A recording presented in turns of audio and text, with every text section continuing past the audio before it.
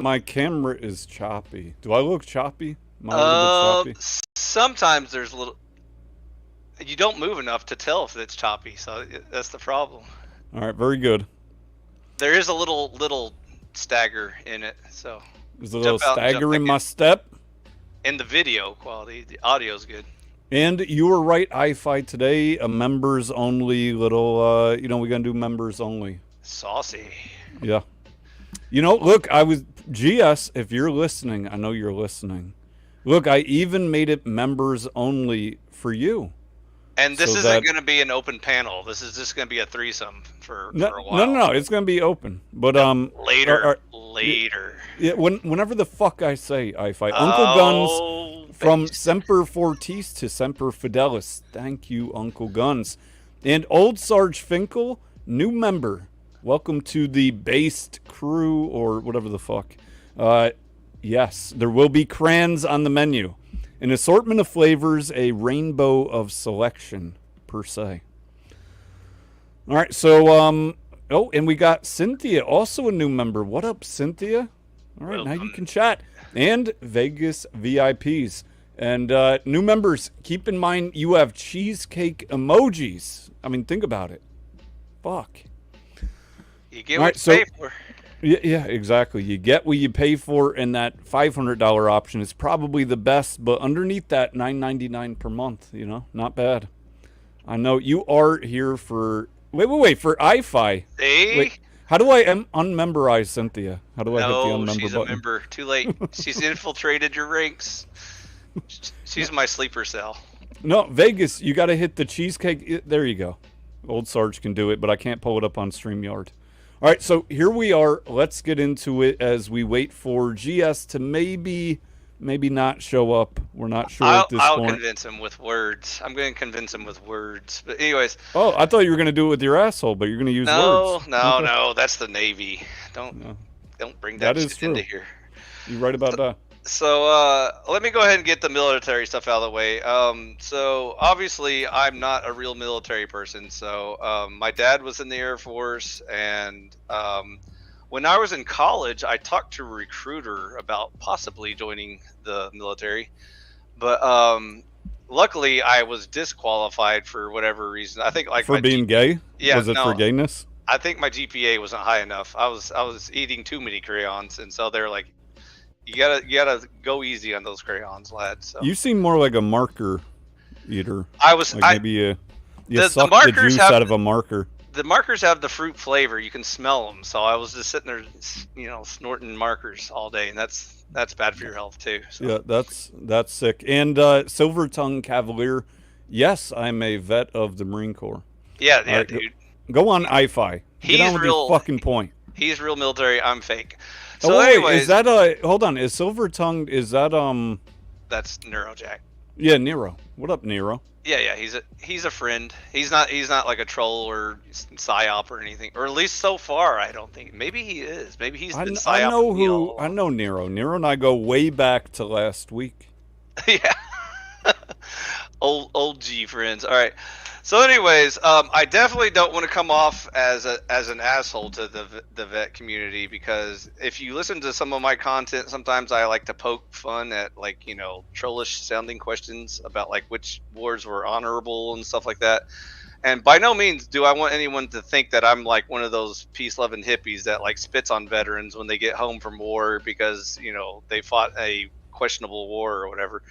I'm more of the I attack the government that's fucking our beloved military, and so that's where I'm coming from. As you should. There you go. Right. Tell me why I-Fi veterans get worse treatment, less benefits, however you want to frame that. It's all the same. Than even people who walk over the imaginary line illegally committing a felony. Why are they treated better by our government, and probably our citizens as well, than veterans? Because some people in the military didn't get the memo that you guys are collateral damage. So if you're under the impression that the government gives a shit about you, you don't know what you're getting into then, because when a lot of people think they have this delusional view of being a military means you're automatically a hero and a son and patriot of the country that everyone loves and respects. But in reality, the government just sees you as like cannon fodder to get their little agendas, through their little, political machines and You shit. are a pawn, an expendable pawn, and your life is worth nothing. And when I Exactly. say nothing, I mean nothing. And so imagine how pissed off they are when you come back alive and they're like, oh shit, now we gotta like pay for these assholes? Fuck. So, that's Yeah, where they well, start. hold on. When you Okay. say we have to pay for these assholes, who is the we? Because The I'm pretty government. sure no, the government doesn't have any money. They have our money. Right, but if you return alive, now they gotta like give you benefits and retirement and medals. You're and, saying okay, but just to break it down, you're Yeah. saying you're asking or assuming that the government was going to pocket the money that they give veterans. Definitely, yeah. So They got plenty of other pocket money. They lost like $2 trillion at the fucking Pentagon. dude, Like they're dude, not if you not worried about vets. if you die in money. country, then they get to keep all the profit. But if you make it back alive, now they got to share some of that profit with you greedy little bastards. And so you're not getting the memo, base. Listen to your. I'm trying to get the memo, IFI, but we need to do a quick break. Chuck in Tennessee with the $10 super chat. Semper Fi. Thank you, Chuck. Thank you very much, sir. And Vegas VIPs, what was the scariest experience you had as a Marine? Let's see. I had a 81 millimeter mortar, which is a pretty big explosive, land about 50 yards from me. And I was on the mortar line, and the issue was the charges that go off on the back of it they didn't go off. So the mortar went like, I don't know, 3,000 meters less far than it was supposed to, and landed pretty much right next to my gun, my team, and pretty much scared the shit out of everyone. And those mortars the 81 millimeter have a 40 meter kill radius, if I recall correctly. So we were pretty close to getting fucked up. I mean, dead. Because again, that's a 40 meter kill radius, not a hurt radius. So that was probably one of the scariest events in training that I had. I'm surprised you still have your hearing. Yeah, no. Well, I have tinnitus. What'd you say? I said, were you deaf for? No, I know what you said, asshole. Oh, I just got to put my headphones up real loud. Nah, you're right though. It's very fucking deafening, and you have to wear earplugs. And plus, you want to wear earplugs. But for instance, when you're in the middle of a fire mission, and one of or both of your little ear protection falls out, too bad. Yeah. Like you just fucked. That's it. You're just ringing. So yeah, definitely hard in the ears. Also, drown in a helicopter repeatedly. That was pretty scary, and I would say I would have died if I didn't get yanked out. I mean, I got out on my own a few times, but then I had to get yanked out by basically froggy Marines who could swim better than me, underwater, upside down, all that bullshit. Gas chamber also, probably going into it was a little bit scary, but it was hilarious once the first dude ran for the door and got clotheslined. So, right, we turned fear into fun.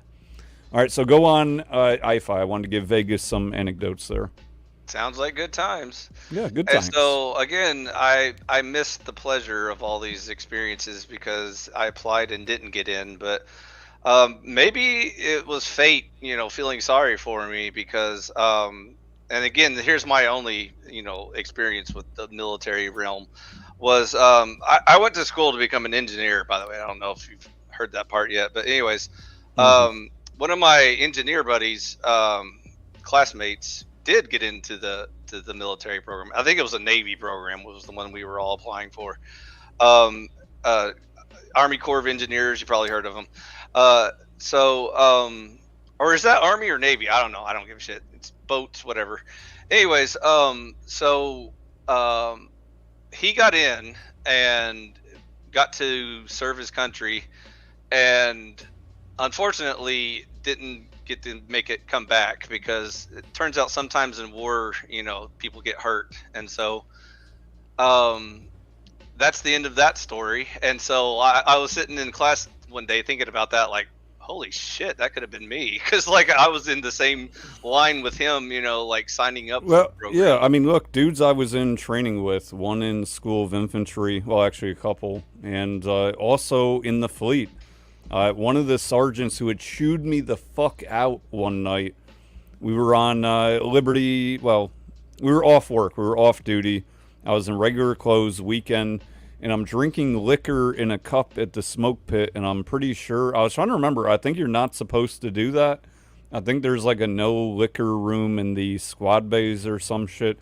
So anyways, I was drinking liquor in a cup with soda, and this sergeant came up, and I was like pretty new in the Marine Corps boot, and he started chewing me the fuck out because I was just talking to him sitting down. Anyways, long story short, he, chewed me out. I felt like a little bitch, which I was, and he didn't write me up or anything, so it was all good.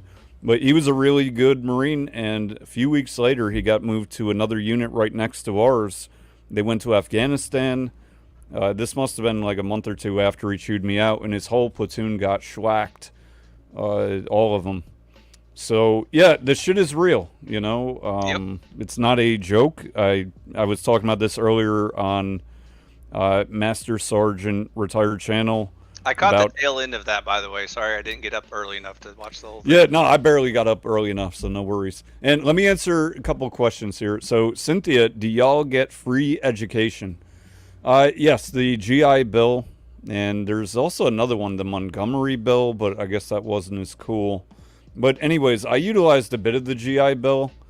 I went to a few colleges, a couple in person, couple online. I got lots of credits from my free education, which I paid for in blood, sweat, and tears, but free. And with that, I still don't have a degree, so it really worked out pretty well, if you think about it. And Cynthia brings up a good point. That's exactly what I was talking about. That's why there's still so many people happily joining the militaries, because a lot of college students feel like the crippling debt isn't worth it, and if you get a get out of jail free card, then sure, just do 4 years in the military and get to wear the uniform and get all the nods of being like a patriot and stuff. Well, there was a saying. I mean, this is a common trope, I guess, but one of the sayings was everyone wants to be a Marine, but nobody wants to be a Marine. Everyone wants to be in the infantry, but nobody wants to be in the infantry. Just meaning that people want their cake and to have it too. Right? How many people would come up to me after or before, like, oh, I was going to be a Marine, but, like IFI and that type of shit. So the point is, yeah, sure, everyone wants what they view as the glory, which I'm still not really sure what it is. Other than we can have this podcast right now called Veterans Chat, even though you're not a fucking veteran, IFI. But yeah, with that said, you're a little bitch. On to Vegas VIPs. Second question, where did you go to pick up chicks, and do you have a certain pickup line approach? I got some stories I won't be telling on here. As far as pickup lines, I think they're pretty whack in general. I prefer to say some stupid shit, and I prefer when they come up to me first or initiate first. Just because it's 2024, and I'm going to let you do that drizzly girl boss thing. Uncle Guns, mortar fuse is either timer fuse or spin fuse, like the 40 millimeter grenades. So the fuses on the mortar, they looked like little, I'm trying to remember, like little horseshoes of styrofoam, and they would go on the base of the mortar shell, by the fins, or I'm probably saying this all fucked up. And you would leave on between 0, you could take them all off or leave all 4 on. So when we were doing something like a base plate sink, when you first get to set up your mortar, you have to sink the base plate, meaning the feet need to dig into the ground so that the mortar unit will be stable. So quick little funny story here, kind of funny. I got my own boots who came over, a few months after I deployed and got back. And we were doing a little range shoot at somewhere on Camp Pendleton. And as we were doing, the line was doing the mortar sink-in, which use a pretty heavy load force. So we were doing like a loom, probably like a charge 3 or 4. So meaning it's going to be a big boom. It's going to go far. It's going to dig the plate into the ground deep. And one of our boots left his foot underneath the base plate during the sink-in. Obviously not on purpose unless he's a complete retard, which maybe. And anyways, are retarded. Yeah. So it's varying degrees. So anyways, when we shot off the first round, I was the FDC chief, so the whole line shoots the rounds off. And you just hear screaming from one of the guns. And what up, Neurojack? And as he's screaming, we see him get peeled off the line. Like, what's going on? What the fuck happened? And his boot is fucked. They take it off. All his toenails are gone. His foot is just full of blood. And didn't see him for a few months. So, ouch. Anyways, what's going on, Nero? How you doing? Do you have any military experience to share with us? I'm good. No, I am one of the cowards that stayed home while you boys fought. So you two filthy civilians. we're normies.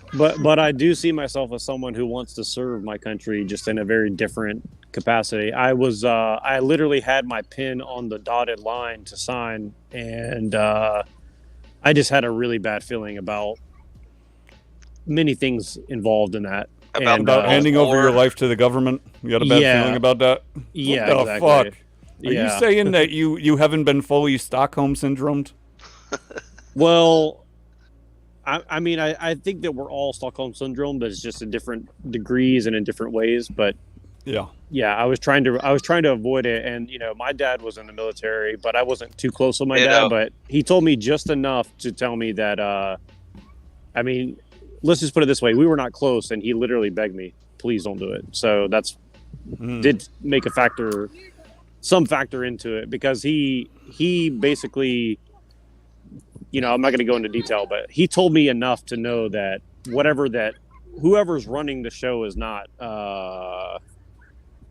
doing what's right. I mean, he didn't need to tell me, but it just kind of confirmed what I already assumed. I mean, let's put it this way. We're all about the same age-ish, more or less. And I'll never forget the day that 9/11 happened, and I was watching the news. Like, I knew that whatever I was watching and whatever they were telling us was not what it was presented to be. And so, I knew my idea was I'll go into the military and I'll make a change from within. Right. And then, just trying to get my foot in the door, I just kind of got some feedback from people, and they were like, just don't even, you might as well forget about it. And so that's kind of why I'm calling, because I want to kind of tease that idea out a little bit. So go ahead. Yeah. Hold on. Oh. Yeah. We got GS in the house. What up, man? What's up, dude? We'll get to you in a minute, brother. Yeah, I'll stand You're by. next. I thought this whole thing was members only, so I was like, I guess I'm not. I set it up for you in part, GS. For you in part, I set it up members only. Yeah, so he wants you to pay. Do you know why? Because you want to make money off of me? I mean, that's pretty. Coming in hot. So let me answer you real quick, Nero. I don't mind, by the way. It's okay. Interestingly, well, I'm keeping down some of the, you didn't, whatever. Nero. So looking back now, I've been out for 12 years. And the way I'd put it, see if this makes sense to you, is I'm glad that I did it. I'm glad that I was in and served. However, if I had the opportunity to go back in time and do it again, I would not. And that's where I want to chime in real quick. So, Base, before we open up the clusterfuck, please give me just my 15 minutes or whatever I need. What the fuck? You need 15 minutes? Dude, all right, go on. This Hurry is up. my fucking stream. I told you. No, it's not. You thought it was. Stream, you fucker. You thought this was your stream. Who gave you the idea for this stream? Base? What the fuck? Who gave you the idea for life? Don't make me pull up the chat. Yeah, pull up the chat, Jake. All right, go on with your fucking. Anyways, before minutes. before we get into that new topic, let's get old business out of the way. And again, like I said, obviously, I'm not, going to be deep into the military stuff. I'm just going to share it from the purview. But anyways, my spiel is, I want the good and honorable soldiers to have wars worth fighting for, and so. if you listen to anything that I ever say on these panels, is that I try not to. I will accidentally listen, and so I try to focus on fixing the political system that we're all sharing, and maybe then we can end up accidentally fighting some good wars worth fighting. I agree with you there. I agree. And so and welcome, old Sarge Finkel. Hey, Sarge. How you doing? Okay, so one problem I see in these discussions, though, is the age-old human drama that, for some reason, humans can't ever seem to escape, no matter how serious the topic or important the discussions are. And so, since you already brought Sarge on, I guess we're going to open the clusterfuck right into the can of worms I was trying to avoid before all the people come on panel. Listen, Sarge may be clustered, but he don't fuck around. Okay.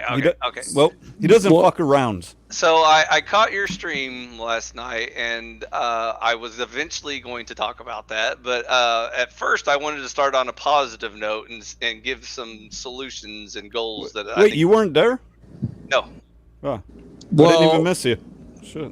Well, since we are about to get into a very different level of discussion, I just want to mention that if you guys are ready, if you guys are willing to talk about some actual strategy, and again, this sounds like I was going. This sounds like Fed posting, but I'm not gonna say anything weird. But I'm saying if you guys ever want to talk about the fact that there's a inordinate amount of dumb, immoral people in the military, one, and two, that there's a lot of foreign people in the military, and how do we feel about that, since a lot of the wars are not justified and that we don't have control over government versus if we did.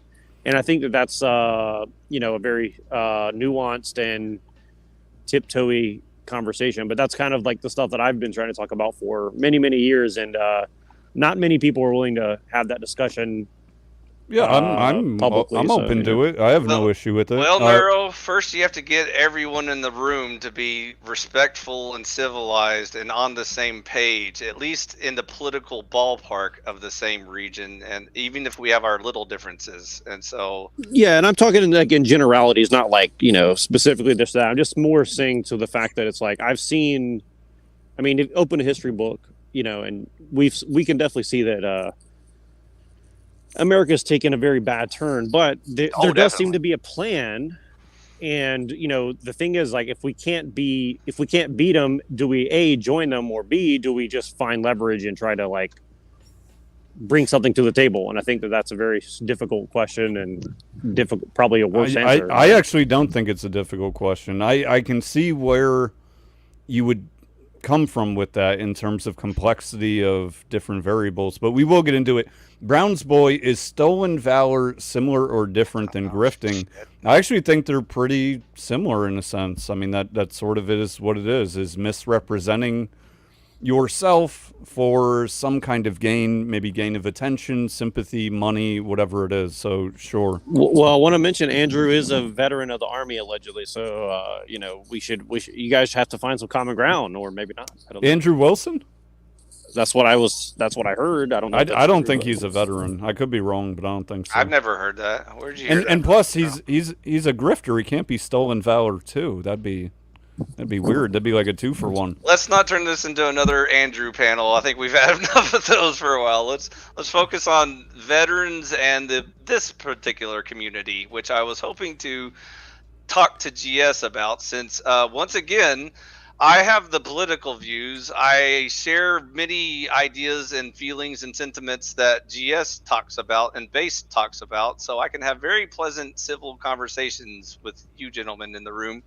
It quickly devolves into a lot of Jerry Springer shit once all the people start coming into the panel and start bringing up all of the side noise. And so, GS, I wanted to say I watched the show yesterday that you guys were having.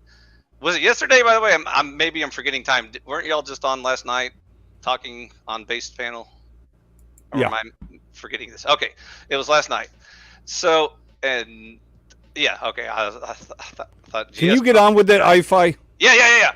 So, anyways, I think GS was actually making some really good points, and then unfortunately he left a little bit early. So I was hoping to maybe see if you and Base could finish that conversation before we re-drum up any other side discussions again. Okay, look, you've been So talking for a fucking while. there you How go. do we get rid of this dude, anyways? So old Sarge, I know that I know you just hopped in here. You got anything you wanted to say so far, or? No, the title Veterans Chat, even if you're not a Marine. I know. Look how nice I am. I'm the nicest. I appreciate you opening the door to us less manly branches. It's less crayon breath. I didn't know if the branches, Snell guy yeah. wants to talk about last night or if he wants to talk about veterans stuff. I did want to hear some continuing thoughts before GS left, because I think we reached his limit of what he wanted to discuss. I don't remember what the topic had to leave because he had an arrangement with somebody else on his show. And I think you know what the topic was, and that's why I was waiting to talk to Based and GS. I don't even remember what the topic was, and I did the show. Things regarding burning bridges. Burning bridges, including that's right. the room you're in right now. You can just burn this bridge right now if you want to, because fuck it. Why even talk about shit when we're just gonna endlessly troll each other for the I've lulz? never trolled anyone in my life thus far. So GS, so some points you were making, I do agree that there seemed to be a lot of double standards being thrown around last night, which kind of surprises me because Based is pretty good at this shit. You know, he like, you know, he has that like blind justice lady, you know, ability where he doesn't give a fuck about which party says what. He just kind of calls out truth as it is. But he seemed to be struggling a little bit when comparing, you know, like accusations and whether or not they're well founded, and it was just a prank, bro, and it's just memes, you know, toughen up, Nancy. And so, GS, did you have any thoughts that you were going to finish, but maybe you just didn't want to get into? Now that I'm here, I'll protect you, GS. No, I figured, when an unstoppable force meets an immovable object, it's kind of like there's really not much you can do about it. Okay. It's one of those situations. I'm glad that there's actually one adult in the room that noticed that there seemed to be a giant caveat and misunderstanding of throwing around baseless accusations, regardless of whether they're minor or major, have an impact on people's lives, and thus they are apples to apples, not apples and oranges. So you think that it doesn't matter? I don't think I know. Oh, so if I said, GS, you got a paper cut today, and that's not true, right, because you didn't get a paper cut, that'd be the same thing as saying you're a PDF file? A lie is a lie, right? In the eyes of the Lord, liars don't make it into heaven. Okay, so I mean that's it's very different, but I'll give you a similar accusation, Base. What if I were to accuse you of stolen valor, or for banging your wife, or as being a PDF file? Does it really matter which one of these three examples I chose? Yeah. Do you feel like I'm elevating this conversation to respectable adults? No. I agree. So I won. You won that round. All right. So and on that note, I have never struggled IFI, so I just wanted to clarify that. We all struggle, Based. We're still human for now. Well, one day the struggle will end, but we're still here. Okay. You're not dead yet. Is this like whose line is it anyway, where the points don't matter? Exactly. It's the interwebs. Serious business. So what the fuck was your point, IFI? I thought I made it pretty clear. GS got it. Would you like me to repeat it and draw? No, I'd like you to speak English. Okay. What are you specifically saying? Not just the generalities. So I detected the double standards that apparently the entire panel was missing. So I think that's why GS decided to leave, because are you going to point them out, IFI? Sure. One more time. When you get onto one gentleman for getting pissy about someone accusing him of stolen valor, but then you don't get onto another gentleman for tossing around the PDF accusations and shit like that, that's called a double standard. Either you have the standard of we're all respectable adults, or we're all going to be petty child. Okay. Hold on, though. You're misrepresenting something, or at least that I know of. I'm not aware of all things, but my understanding is that there was not a accusation of stolen valor, but rather an accusation of exaggerated valor, something like that. I don't know if I have it right. Maybe old Sarge GS could, but that was my understanding. Okay, Base. How about banging wives? Is that a good topic to bring into, or accusing people of PDFs? What's the standard there? Which one's okay? And by the way, Based, I don't know if you're tracking it, but I just got an alert that Tarek put a. Actually, I'll put it in the back chat, dude. I don't even want to add to that. Is he getting ready to shut down the stream or something? It's just 1 minute ago I got an alert, and I'm just gonna put it in the back chat, Base, because I'm not even gonna put that to words for you. I have too much respect for you and your channel for that. But go ahead. I apologize, Fi. I was almost done. So, Based, I love your insistence on the most impossible human standards I've ever seen from a human, because, like I said, you sound like a Christian to me, which it baffles my mind how you were able to arrive at such objective morals all on your own without any sky wizard to help you out. And so, which is a problem later on you and I will discuss, but I was going to save that for way down the road. We got different fish to fry at the moment. But back to your friendly veteran chat. Would you like to just share your thoughts and feelings on how you think that went? Did you feel proud of that exchange last night? Did I feel proud of the exchange? Yeah, the whole thing, not just like little bits and pieces, but the whole overarching tone that you left with your audience. I don't know if I've ever felt proud of a tone that I've left an audience, so I guess the answer would be no, because it's always been no. You don't care about your own content and whether or not it's quality? Now you're asking me if I care. Well, yeah. There's a difference between being proud and caring. Aren't you proud of good content and ashamed of bad content? Do we not share the same standards anymore? You're losing me, bro. Bring me back to your page. Yeah, I don't know that I was proud or not proud of anything. As far as did I say what I wanted to say? Sure. I'm not sure what you're asking. I think you're too easily distancing yourself from your own conversation space. I think you're starting to suffer from the moderator syndrome of you feel like you're not part of the conversation because you're just the guy in the back, refereeing everyone else in the room. So, and I think your thoughts are dumb. Okay, that's fair. And I think you smell bad, but I think there's more important things to discuss than cheap shots. All right, so go on. You were going somewhere with PDF file, banging wives.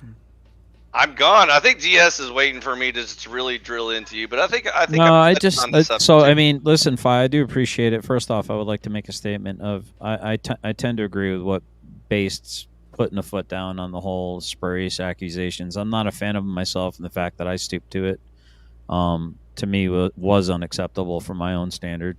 And I do appreciate Base putting his foot down on that one. For the record, old Sergeant Finkel, I have no information on whether or not you are into that kind of weird stuff or not. I would like to officially apologize for the spurious comment that was made to make a point, and it was a very poorly made point. And I hope that it doesn't damage you in any way, shape, or form. Again, I do regret, because I really was enjoying the conversation that you, me, and Based and Muxter were having the other day, and I was actually shocked when I found out that you were saying stuff about my wife. My wife is a wonderful woman. I don't deserve her. I absolutely don't deserve her. So yes, and I am very protective of my wife. So that was me acting in a certain way. Probably, if I knew you better, I probably wouldn't be as offended. But I do draw a really tight line when it comes to my wife.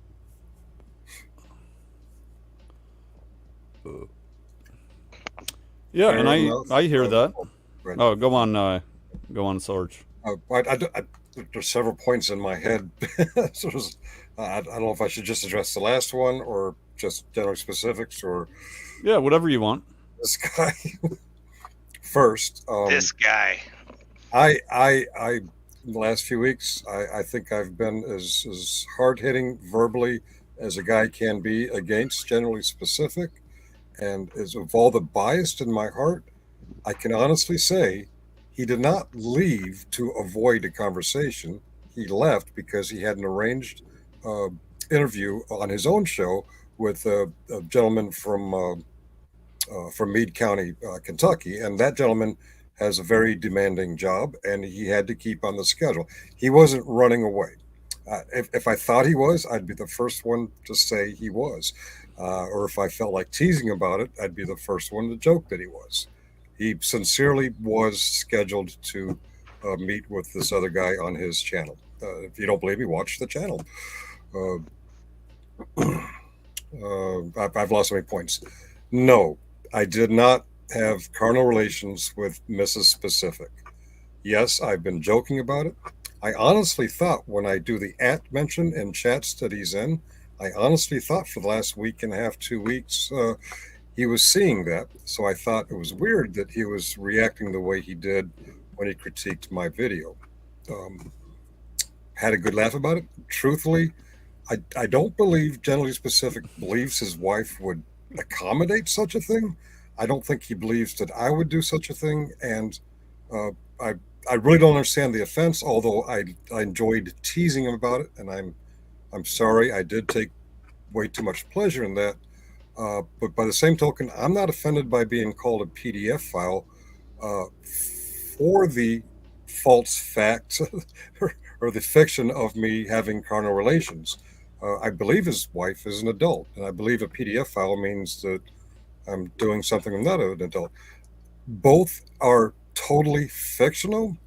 I don't know. I think there was a parody about me getting busted on some sting operation. Parody. He even titled it parody. I wasn't offended by it. And I think if we have a thick skin, and I get it, we're all being childish, we're all having double standards. Sorry, GS, but I think if you're choosing to be offended by these things, maybe your faith in it not being a reality isn't that strong. It really is fiction, and so is the counter. It was fiction, and it was both were acts of sophomore humor. Both were acts of double standards. So based. Yeah. Do you know what a concern troll is? No. Oh, you should look it up sometime. It's fabulous. Yeah, I will get right on that. Anyways, did that sound like a pretty sincere apology to you? I would say it's a coin flip for me. Seeing how it was to me, I could speak to it. I mean, I don't think he owed me an apology necessarily, but I think he probably went a little further than he really actually wanted to. And I appreciate you, Fi. Listen, Fi, I do appreciate you. I appreciate you standing in the gap, man. I do appreciate the shoulder to shoulder more than you know. And I do appreciate that Based has had some very interesting things to say in the past couple of weeks. He's been very consistent. I don't think he's throwing me underneath the bus. I do think that he identifies that there are some things that I could work on, some blind spots that I might have that could help strengthen my resilience. There would have been a point probably a month ago that I would have thought he was just toying with me like a cat plays with a discarded toy that he's no longer interested in. I don't feel that way anymore. I really don't. I really genuinely think that he's standing on a principle right now. It's probably to the outside viewer, it might seem like he's fucking with me, pardon my French, but I don't think he is. I really don't think he is. I mean, okay. You might be. I hope I'm not wrong. Hold on. Let me get this. Let me get this right. So this guy says he's talking about your wife, and then now he gives some retarded apology, and now you're like, oh well, he's probably. No, I'm talking about Based. I'm talking about Based situation. Okay. Sorry, my bad. With Finkel, I'd rather have less enemies than, if possible. We don't have to be friends, but You know what I mean? One less enemy in the world, would be a better thing. See, here's the thing is you don't understand. I mean, you're a veteran, from what I gather, correct? Yes, sir. You know that usually during a war, if you blow up one asshole, they'll just replace them with two more. That's kind of how war works, right? Like, whoever is making the decisions is just going to send, you could take one out and they'll just send two more after you, right? I mean, you think that this whole game here online is not a war? I mean, dude, we're on the front lines of a war, and I mean, obviously you've been targeted for some reason. Do you have any idea why that might be? I mean, it's probably because of my incredible good looking nature and my exorbitant humbleness. That's probably the two things that got me the most targeted.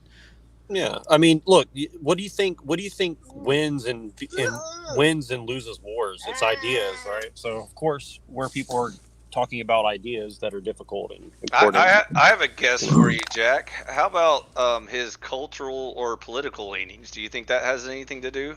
Oh, I think I see where Phi is going on this one, and I definitely agree with this on this aspect of it. Okay, all right. Now I'm picking up where you're putting down, brother. Yeah, I wish you would. Well, so look, I mean, we're here talking about veterans. We're talking about how to win the war of ideas that have totally destroyed our language, our culture, our people, our countries, our military, our military specifically. So it's kind of no wonder that people will come and start talking about your wife, or especially when you admit that it's your weak spot, right? So this is the thing is, like, I wouldn't say it's my weak spot. I just don't know that I would respect any man that wouldn't stand in the gap and try to protect his wife. Well, but if my only recourse, hold on, but let me finish my thought, please, respectfully. Yeah, does the guy with an AK-47 in a cave care about your situation, though? That's my point. Yeah, but so the point I'm trying to make is, to tell me that I have to retreat completely from the battlefield in order to protect my wife is just not something I think is something that any man would accept. Sure, but what I'm saying is you might want to figure out the lay of the land, what's going on. Who's I think I have a very good understanding of what the lay of the land is. So Base, we'll keep on this rail for a minute. I just want to give you a future projection real quick. I think we could segue this eventually into the infighting topic if you want to get into that eventually, but not just military, but the whole political culture, panelverse, whatever you want to call it. I think we're starting to see signs of why certain groups can't get shit done.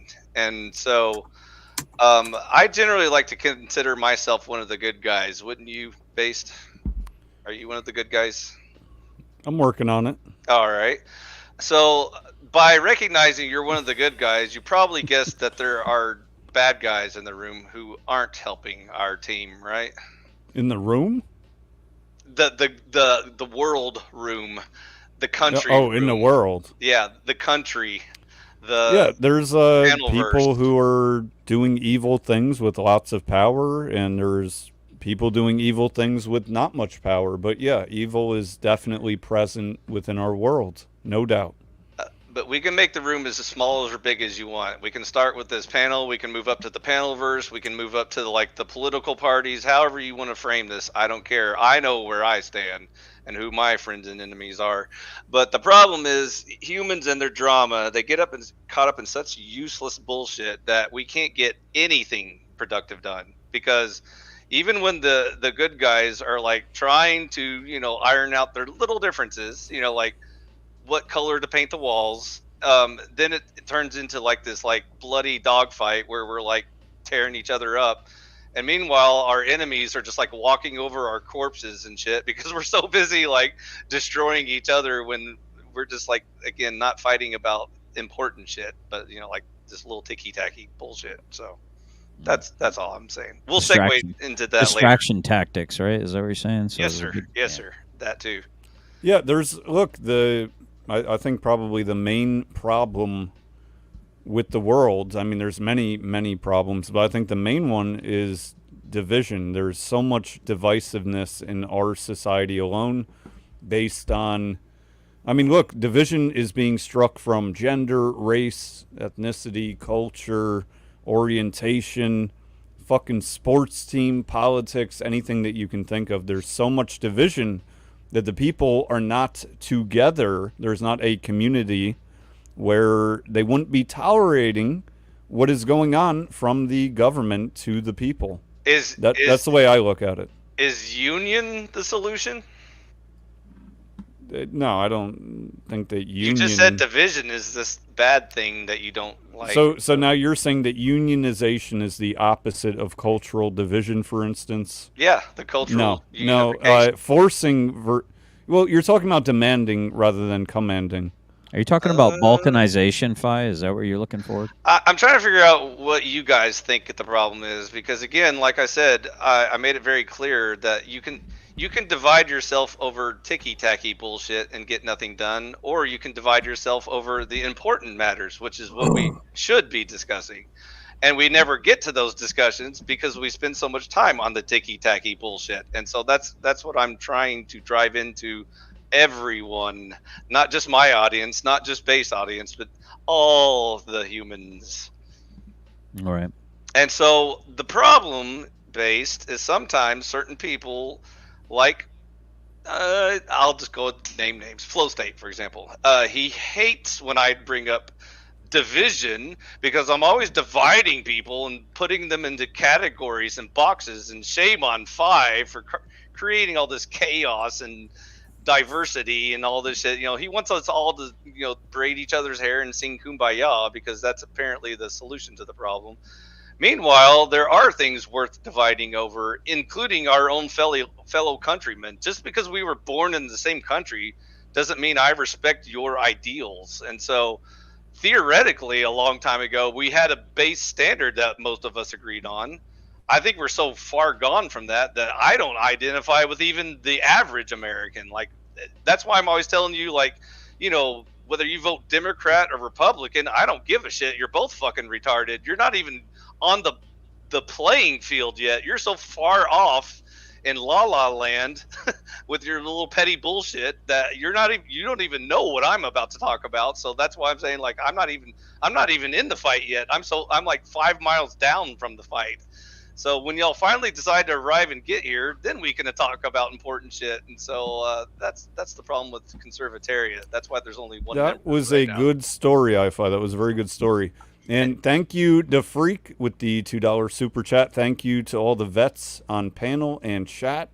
Hashtag based USA. I like it. Thank you. So somebody else who's not Ifi. Oh, I mean, go on, Ifi.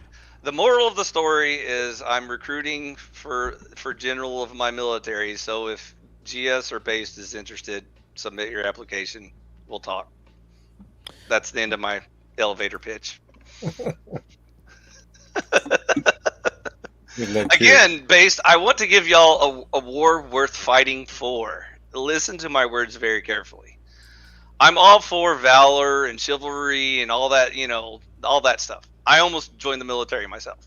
I almost joined. Almost, and then What a good story I found. Then I clicked on the news, and I was like, fuck these retards. I'm not going to go fight their proxy war just to control oil prices. That's not a battle worth fighting for. So, your results may vary.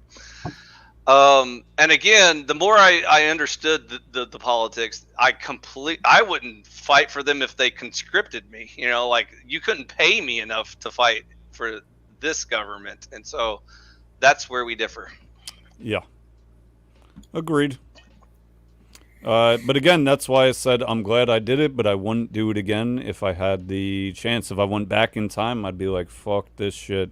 But for the sake I did it, I'm glad that I did it. I did it for, I think, better reasons than not. And I think most people, most military do. I could be wrong, but I think most have the intentions of protecting the country, becoming better men, maybe women, whatever. So I think the intentions are there and good. It's just the execution. There is a bit of discrepancy between what we're doing and supposed to be doing. Yes, Old Sarge. Think you froze. Oh, you back. You froze for a second there, Sarge. You got any... Yeah. Okay, can I offer hold on. No, pause. Oh, you got anything on that GS or anything else? I don't know if old Sargers want to talk, but I mean, yeah, I can opine in it a little bit. I think Candace Owen had a very interesting show today. She's going absolute no prisoners with the small hat guys, the small hat gang that doesn't block the sun out of your eyes. She put a nice little interesting thing about the 5 dancing Israelis, where the 5 Israelis that got arrested in New York City, who claimed to not know anything about. But they were later interviewed on Israel Today, saying that it was their job to sit there and film the event. You know, our greatest ally, Israel, our bestest friend in the whole world, was there to film the Twin Towers being smacked into by, I don't know, something fishy, and their little moving business seemed to have been deserted almost overnight, leaving behind many things. Matter of fact, it was all over the news at the time. They had rounded up more Mossad agents that were spying on America than people that were adjudicated as being against America at the time. Mossad was spying on us more than any other country was. So our greatest ally didn't really like us too much, apparently. Not enough to warn us about something tragic. But, you know, they did warn some people. Some people were warned not to get on a plane that day. Find that very fascinating. So you go, Candace Owens. You got my vote. You keep exposing these tyrants. Candace is welcome to Conservatoria, no doubt. She's one of the first honorary. So let's let I-Fi shut the fuck up so that old Sarge, you have some input there. Can it be so done? Old Sarge, tell us about your wife really quick. Go ahead. Let's hear about it. My ex-wife got rid of that bitch in 1998. Right. What do you want to know about her? All right, go ahead. Okay. Yeah, don't derail, please. What do we call Don't it? derail. Yeah. I was about to tell Bates a neat story, but he didn't want to hear it, so I'll wait. I find it very entertaining that you're equating discussions, arguments, double standards on YouTube with war and bloodbaths and yeah, because that's how wars are that's won. Cute. That's really cute. Maybe you should go read a book about how wars are fought and won. Yeah, go ahead. A little too much anger there, buddy. Calm down. And I apologize. I did not actually address the premise, and Joe Cool kind of pointed it out. He wants Sarge and myself to would we enlist currently today, knowing what we know now. And when Sarge is done, I'll try to give that a shot. With my current day body, no. With my current day mind, yes. If I was 17, 18 again, with the knowledge I have now, I'd do it again and I'd excel. So do you think that the small hats are running our government or no? I'm sorry? Do you think that men with small hats are running our government like the previous guy just said? Small hat. He's asking, are you a Zionist or not? Just answer the question. Stop beating around the bush. I don't wear tinfoil hats. I do question things. But can you answer a question, though? Can you answer the question I'm asking? Which question? The one he Are you asked? a Zionist? Are you a Zionist? Yes or no? I am not a Zionist. Do you think Israel is a good ally for the United States of America? I think they're good and bad. Okay. So what the previous guy was saying, I just want to mention this very quickly.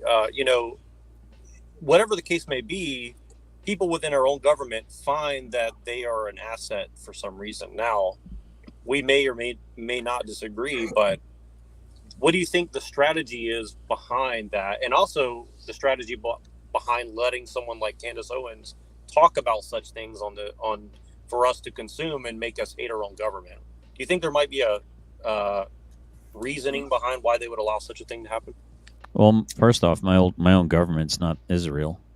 Furthermore, there's a lot of documented proof that Israel has its claws in America.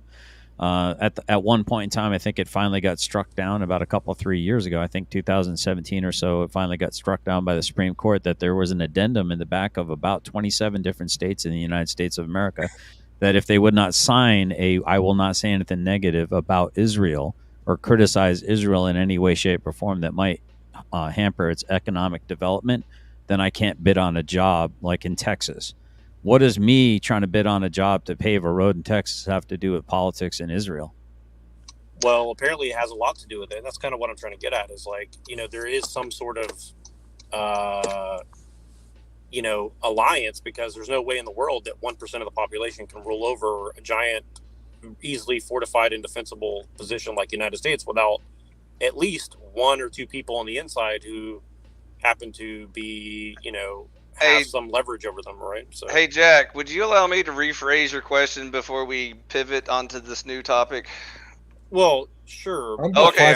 Let me try. Let me try, Nero Jack. Let me try. Sarge, if the U.S. government, if the U.S. government mobilized the military today to go fight in the Russia war, would you defend that country with your life?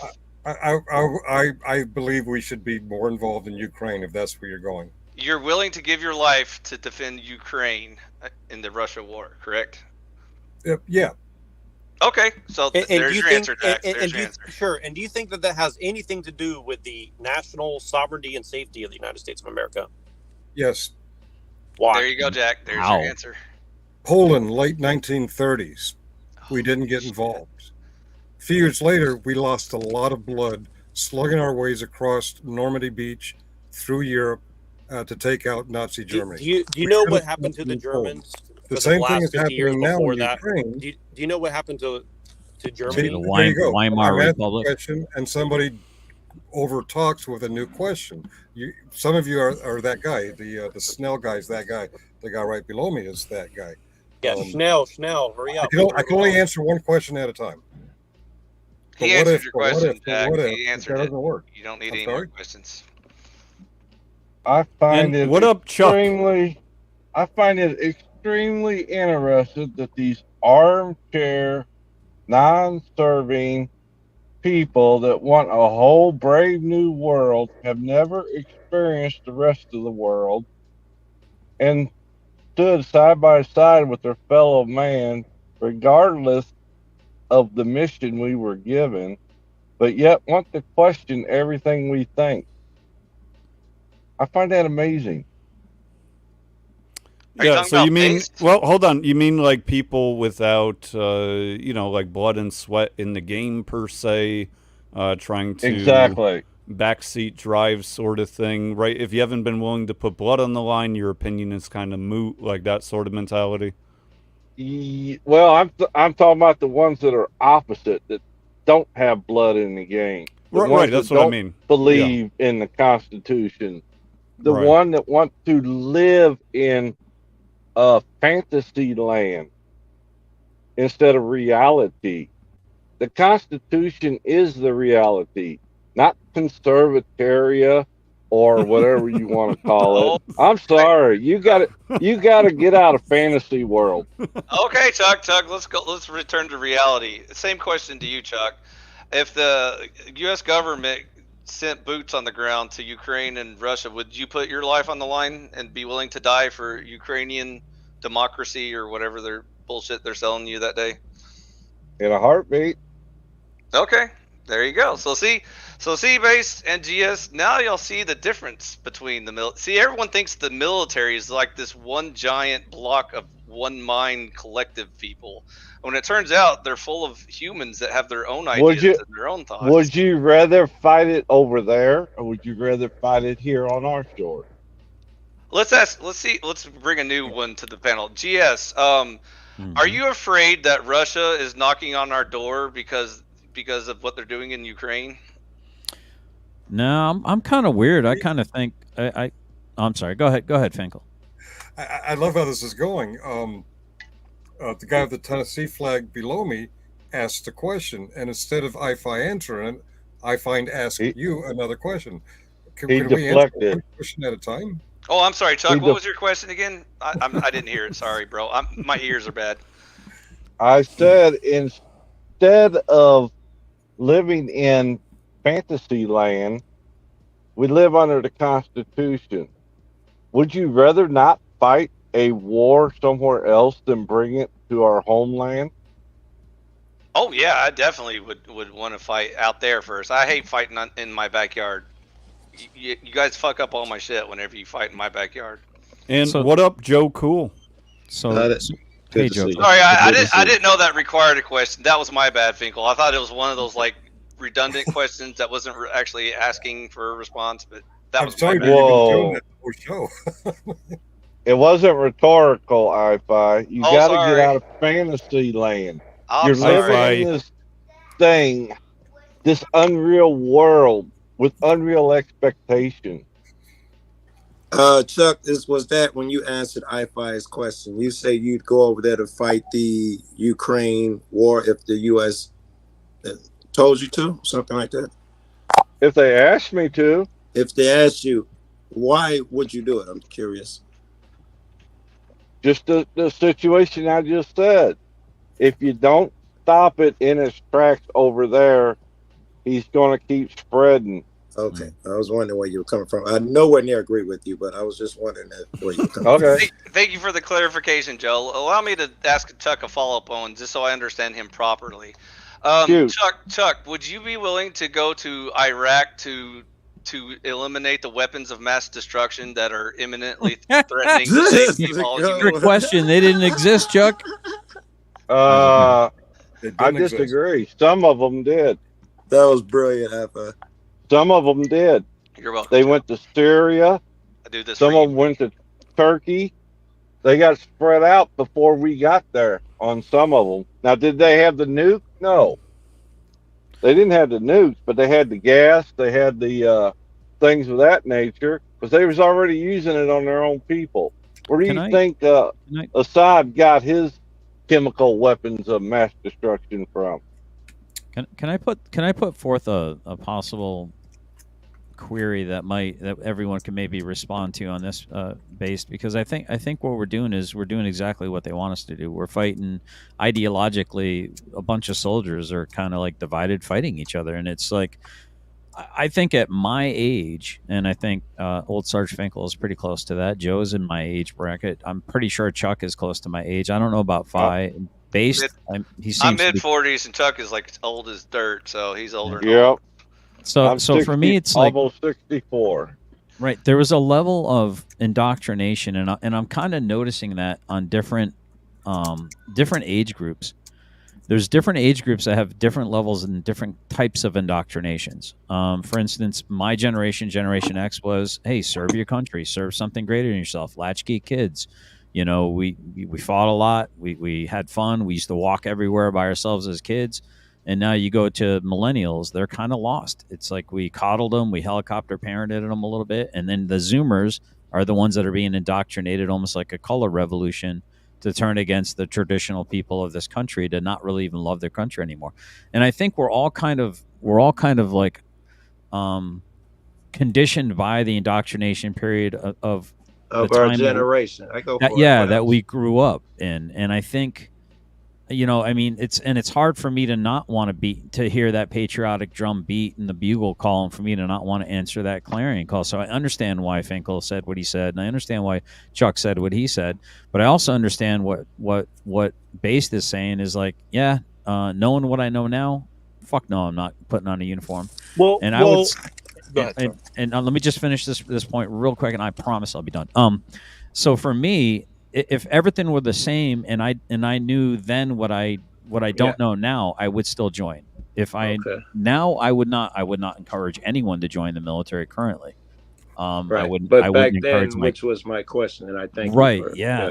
But I mean, it's an indoctrination, but also there's some Monday morning quarterbacking going on. There's a little bit of hindsight going on there that I think wisdom and knowledge gives us something.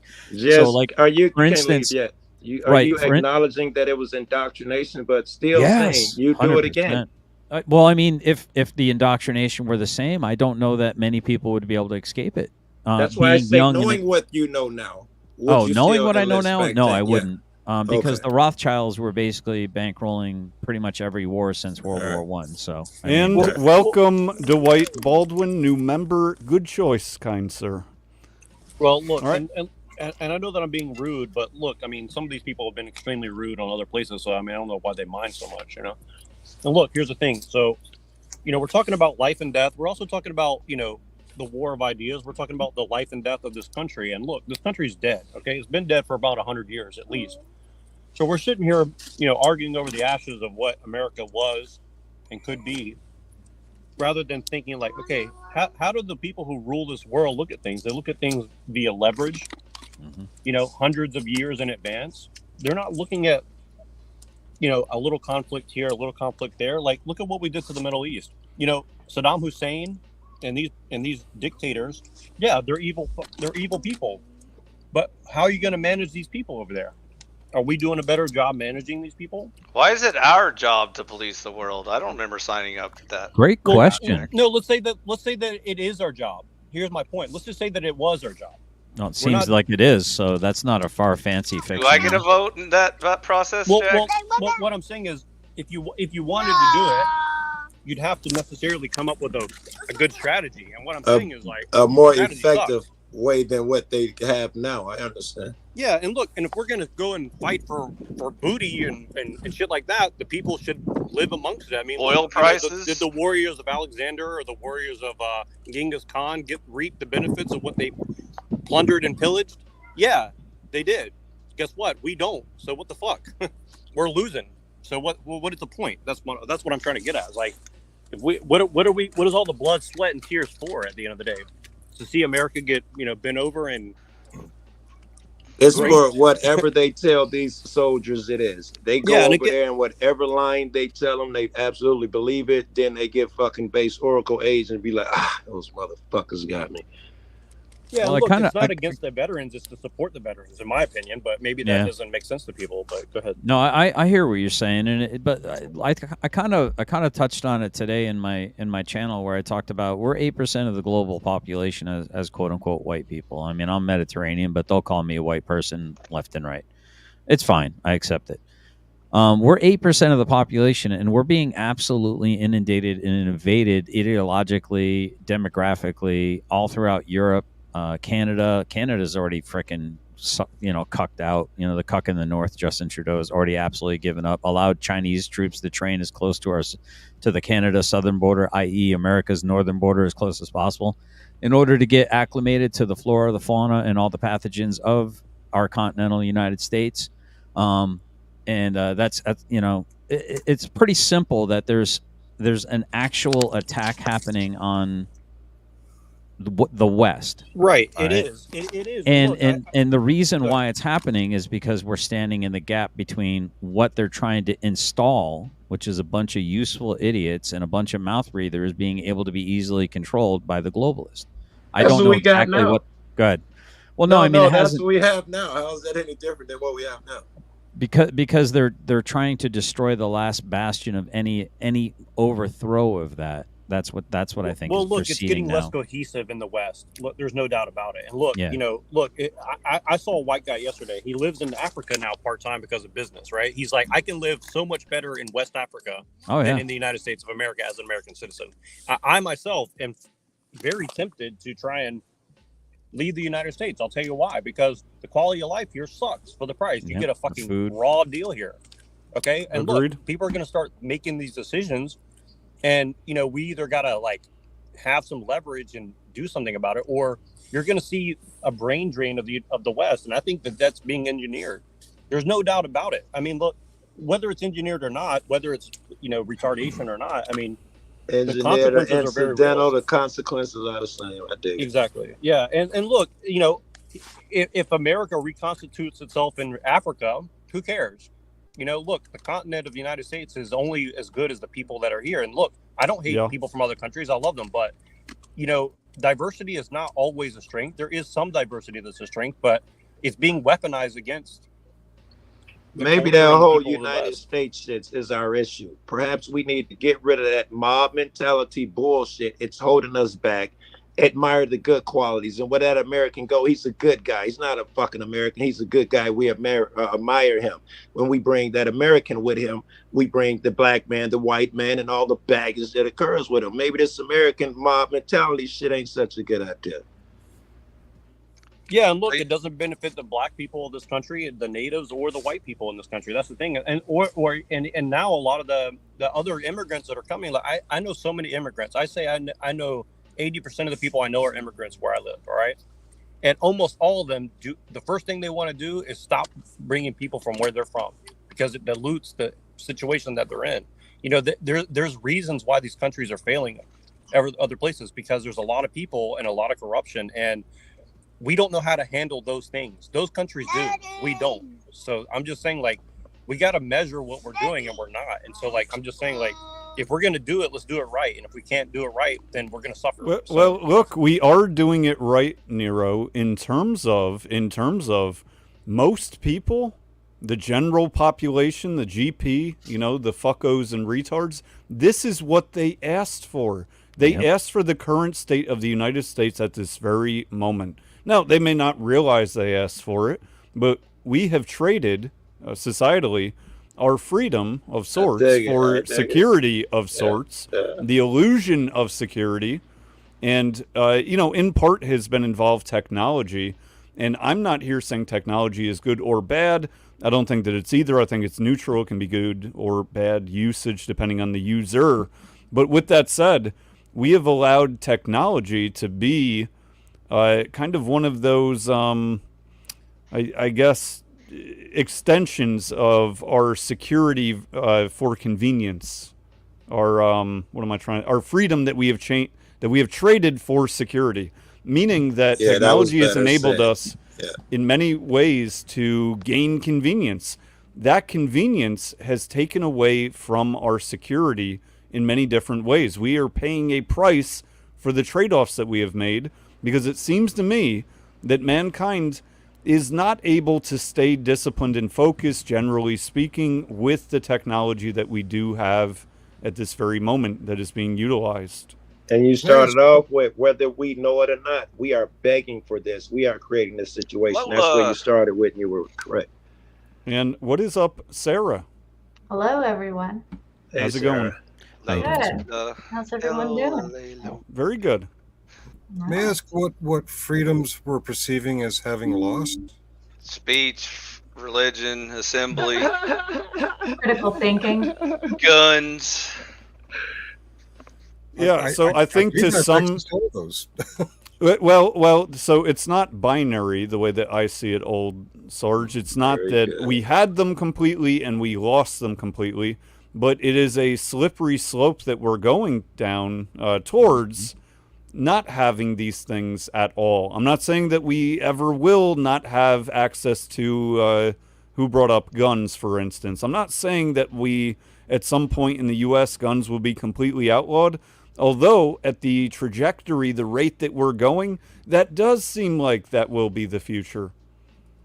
Seems like. But currently we have more guns than we did 10 years ago, and a lot more guns than we had 100 years ago. Somebody said that our country died 100 years ago. I'm like... Well, when you say more guns, so I'm a bit of a numbers person, but here's the thing about stats. They lie at times, right? People use them to manipulate. So let me ask you a couple questions. When you say that we have more guns, because I don't know, I'm asking you. When you say that we have more guns, do you mean we have more guns per person? More gun owners? Who own? Or do we have more gun owners? Do we have a higher percentage of the population who own guns? You see where I'm going? Yeah, I got you. Of our current, 320 million people, a higher I think we're at like 370, right? Yeah, okay, 370. I thought, yeah. Oh, with immigrants coming in, we're probably like 380, 390 now. And more importantly, are they more effective than those? Hold on. Let old Sarge answer, and then you can follow up. My information's probably a few years ago. I'd have to Google today's stats, but last I heard, a higher percentage of Americans own guns than we did previously, than 10 years previous to that, and so on. That would be interesting. I'm gonna Google it. And more importantly, are they more effective than those who have a monopoly of force in your country? So, Sarge, with your 100 guns you have stashed in your house, when my buddies show up with an M1 Abrams tank, are those 100 guns going to do you any good? Yeah, an M16, an AR-15 versus an M1? Not really, no. He's talking about Abrams. And pause.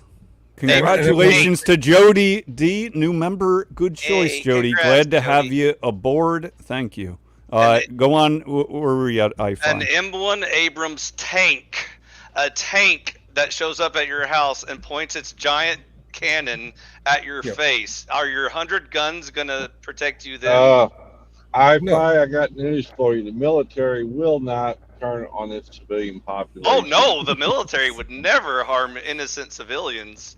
That's against not in the this rules. country. Not in this. No, not our country. Our angels are incapable of doing evil. We only employ the most pure and holy of angels for our because military. when you go into the military, you swear an oath and allegiance to the Constitution, to the commander in chief, and we only hire for our government. To the Constitution.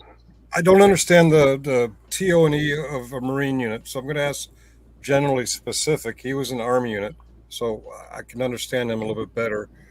Generally specific, you've been in many Army platoons, scout platoons, right? Yeah, about 5 or 6 total, I think. Yeah. If you could think of any of those platoons, did your coworkers come from various states, various colors, various religions?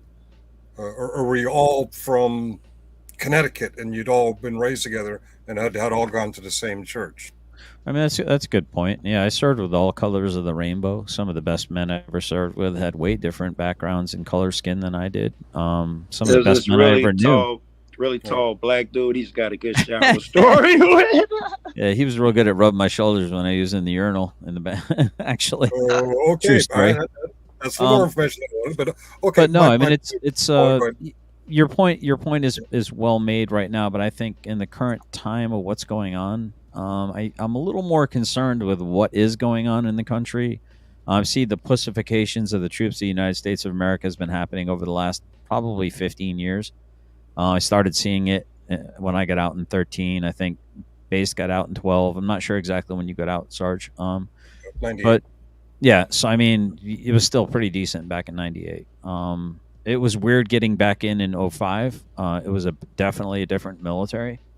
But that said, I hold out hope that, that I think somebody was saying it earlier, that they signed up for the right I think it was Based. He was saying, I think we all kind of signed up ideologically for the right reasons to serve something greater than ourselves. Our heart was in it.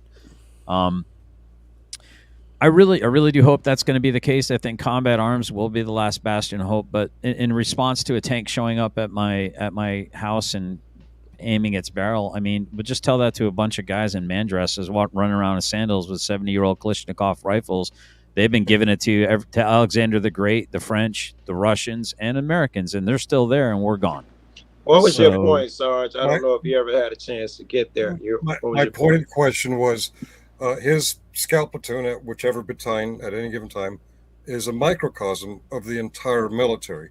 What units would you turn against, say, Alexandria, Virginia? Alexandria's misbehaving. Let's martial law and send a unit there. You're not going to find a unit that's like-minded enough to follow one commander and say, yes, we're going to violate the citizens. Are you out of wait? Excuse me. Am I hearing you? Wait, is he saying that given an order, these units will not follow it if it's to hurt Americans? Is that what you're saying? Correct. I would just say COVID-19. To me, COVID-19 is a perfect example. Let me, so to that point, Old Sarge, here's how I see it: is I think that you're probably right if it's an overt order that's obvious. I think that if it's something, as GS was bringing up, in the guise of our safety and our security, that's how it would happen. Yet it is hurting people. I absolutely think that the people under the leadership will do what they're told to do. So I'd like to think that what you're saying is true all the time, but I've seen evidence of the opposite. I've seen, footage, I wasn't there, but of the National Guard at times taking way too much power at times during the hurricanes or whatever the fuck natural disasters, not to mitigate that. Okay, yeah, I get sometimes individual units can be abusive in their power. Kent State's one of our most famous examples. But I mean, to talk about the Abrams coming to my house, the concept of the government turning the military against the citizenry, at least in its current state, just seems unrealistic to me.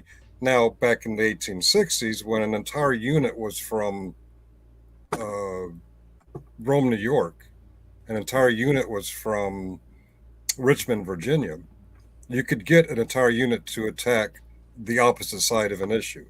But in today's military, we're so mixed and diversified, you're not going to find a unit to. You mean kind of like the police are mixed and diversified, but yet they still come down on whoever they're told. National Guard, mixed and diversified, but when given that order, they still go down on whatever, do whatever they were told.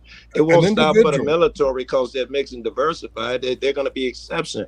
An individual in the military or the police force or anywhere, an individual or even a small group of individuals will and have always gone across the line and violated rights.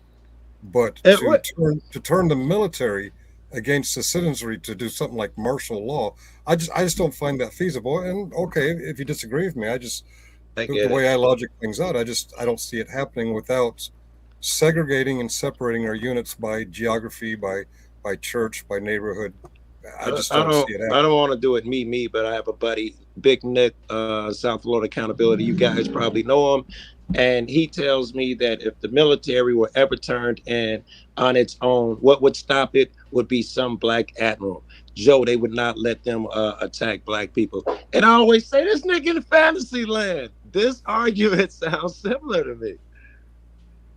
Yeah, I hope you're right, Sergeant Finkel. I really hope. I hope with every fiber of my being that you're absolutely right. But I think that it's a hopeful point of view, and I tend to lean that way as myself. But I think it's a very naive ideology.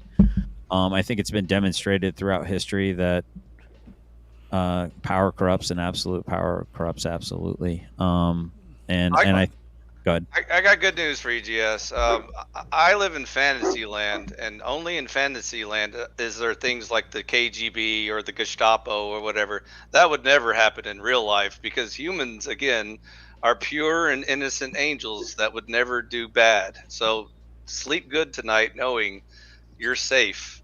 The government is here. They're here to help you. All right. I'm only interested in Izzy all of a sudden, guys.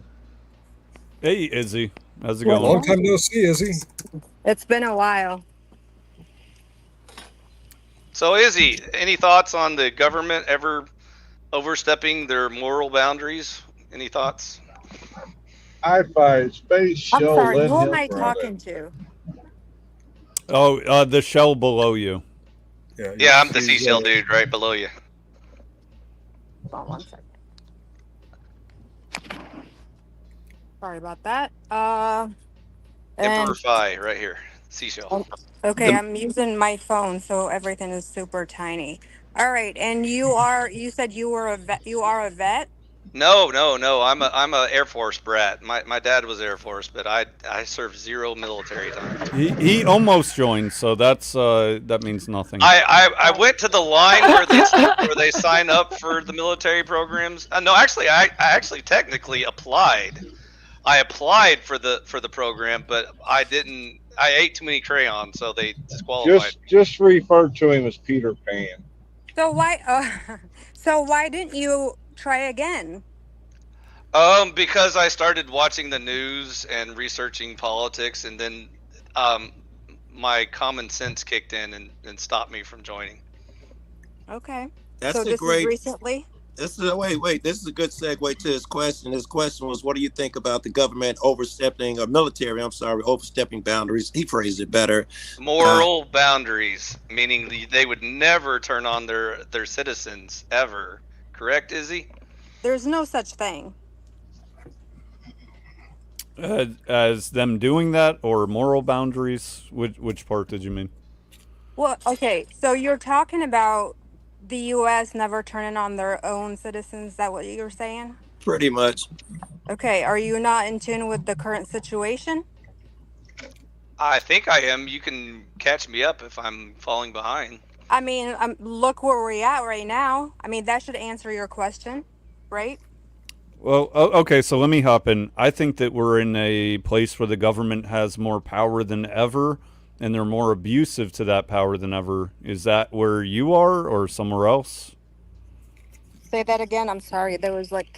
I think that the government has more power than ever before, the U.S. government, over its citizens, and they're doing it through many different mechanisms. and that power has led to more and more abuses of said power. That's where I see us right now regarding I that. do too. Yep. Okay. Yeah, Is that where you see us, I-Fi? You don't want to know what I see. I have to. Oh, okay, disregard I-Fi. He's booted. Moving on. So Izzy, I have a question from you. You missed the earlier panel. Would you be willing to go to war and give up your life for the Ukraine-Russia war? The Ukraine-Russia war? I mean, here's how I think about it. I think it's easier for us to go fight there instead of having them come here. Ooh, that was Chuck's answer. What? So you're afraid that Russia's going to invade us next after they're done with Ukraine? Is that what you said? I'm not saying that. I'm saying in general, like whatever it is, whatever country it is. Are you talking about NATO? Like you're afraid of like us violating our duty to NATO or something? Is that what you're getting at? No, but it's easier. Are you talking about like there's something bigger coming? Is that what you were saying? No, just the current today, the war right now that's going on in Ukraine and Russia. If I sent you over there, would you feel good about losing your life to defend whatever they're selling in Ukraine? Would you? Me? Oh, fuck no. Hell no. I wouldn't even. I wouldn't if they paid me to go fight over there. Oh, really? Yeah. Okay. I definitely wouldn't sacrifice any of my loved ones or anything, and not my life. No, hell no. Right. He's one of them people that would run to Canada. Yeah, I would totally like bitch out and like move to Argentina or something. Oh wow. Yeah. I mean, if it involves our country, our nation now, yeah, I would be the first one to sign up. If it does, I mean, if we are affected by it, of course. Yeah, our involvement may not be what you think. I don't. Right. Okay. So Izzy, you're not alone. I've noticed that this seems to be a recurring theme with certain service members. So, allow me to rephrase the question. So, wait a minute, I-Fi, let's clear this up. Okay. She got shot in her own country helping us. Okay. That's still a valid observation. Okay. So Izzy, do you feel like it is the exact same thing for when we fight proxy wars with foreign nations as being physically invaded on our borders, like the Chinese and the Russians are invading Alaska and Hawaii or something like? Is that what you're saying? These are the same thing? I didn't say that. I think that's what you're saying. Oh, I see. Now I see the disconnect. Okay. So, by the way, are you opposed to any war at all? Like, what if America just decided to like invade Taiwan and take it over tomorrow? Why would they would they just invade Taiwan? I'm not. not. Why not? They got all the computer chips. I mean, that shit's pretty important. I don't know if they're gonna just go ahead and invade Taiwan. I don't. What is it you're trying to get out of this?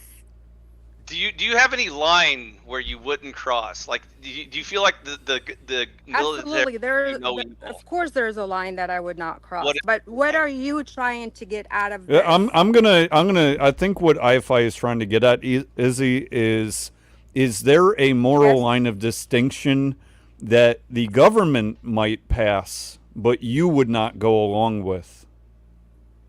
Well put, Base. I hope she understood that. You froze up there, Izzy. Say that again. Did you hear I'm that? So sorry. Like, no, it's all right. So do you have a moral boundary that you think the government would surpass, but you would not go along with? Absolutely. Does that space? Okay, gotcha. Yeah. Oh my gosh, absolutely. So what would that look like? Would it be like us invading another country or something? Would you be against that? What? But again, like that's such a broad, like it's the perfect one because you lose connection right there. So obviously he's onto something. I'm liking whatever the fuck I'm seeing play out. So, like, for instance, Izzy, do you think that the, let's say OIF won Iraq, Fallujah, Do you think that crossed a moral line of yours as you see it, or do you think that was justified as per the mainstream narrative? Well, I mean, again, I think you're talking to the wrong person at this point. In this situation. Now, whether the war was justified or not, at the time, I think they were onto something. And listen, my people were killed with the chemical weapons that they claimed they didn't find. They were, and if you, I mean, you can look up Kurdistan, what happened there. Saddam literally murdered tons of people up there. So we did have some weapons, and I don't know if they were shipped somewhere else or what happened with them. Now, do I think the U.S. needed to go and do what they did? For me, yes, of course. And I can speak for many Iraqi people that would agree with me. They needed to remove Saddam. So it is America's role to control the world. Well, America is, but again, America, that's what they do. They act like they are the ruler of the world. So, and they got involved at the time. So, and here we are today. So the statement was that there were many Iraqis that believed that it was important for America to intercede, and I do agree with that sentiment. This is generally specific, by the way, Izzy. And I do agree with that sentiment. The only thing that I have a complaint about is the fact that there were so many of my fellow countrymen that got blown to bits there. I agree.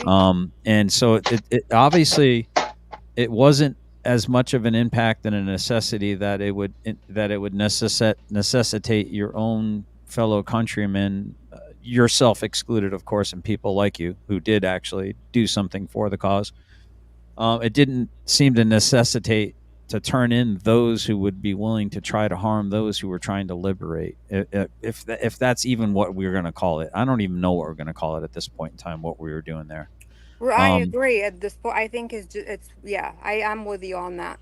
So my overall question would be, it's like when I went to Afghanistan, I was very idealistic. I was like, yeah, we're going to help them secure their freedom. That's what I thought, even as old as I was, my second go around. Mm-hmm. And then I just started to realize that a people not willing to fight for their own freedom will never gain and maintain their own independence and freedom. Amen to that. Mm-hmm. And by and large, a lot of them just want to be left alone and live simple lives and not be messed with. And they weren't necessarily interested in our idea of freedom. So therefore, it was kind of a non sequitur from the get-go. Also, a side note, GS, I think we skipped over the deception part. Like, Izzy, would you still feel good about your government knowing that they lied to you to get to go fight a war? Would you still feel okay about that? Well, which government are you talking about? Any. The United States government, but any government of humans. They lied to me, but again, at the time, I still think the Iraq thing, that situation is justified because America is the ruler of the world. Let's face it, and they are involved in many wars. Izzy, there were more by that metric. There were more important wars in Somalia. They were dying by the hundreds of thousands and millions. Oh, I agree. So we should go over there now, and we should have went over there before Iraq. And that might be the case, but they went to Iraq and they removed Saddam, and I can tell you about 70% of the people were happy that happened. So is Iraq better off now that America fixed the Middle East? And we also at the time we stopped Turkey from killing the Kurdish? Is that what it was? I'm sorry, what? I said at the time we stopped Turkey from killing their neighbors in Iraq also at the same time.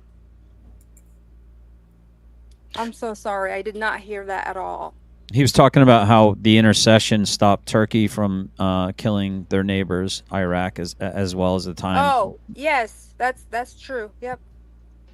Also, Izzy, this may be a personal issue with you. I don't want to push too deep, but going on the deception angle, how bad would you feel knowing that a lot of the terrorists that you're fighting were actually funded and created by the same U.S. government that's ordering you to go fight them now?